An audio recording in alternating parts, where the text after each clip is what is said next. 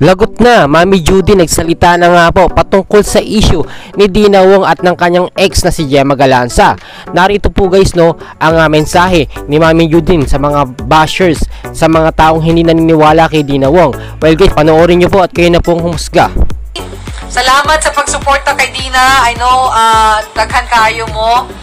Nagpasalamat ko sa inyong tanan nga anaap nagpadayon og pagsuporta kay Dina. So, please belong to a group that has no issues. Positive lang, ha? The real fans of Dina would know who we are. We are not perfect as I've said, but we are decent people.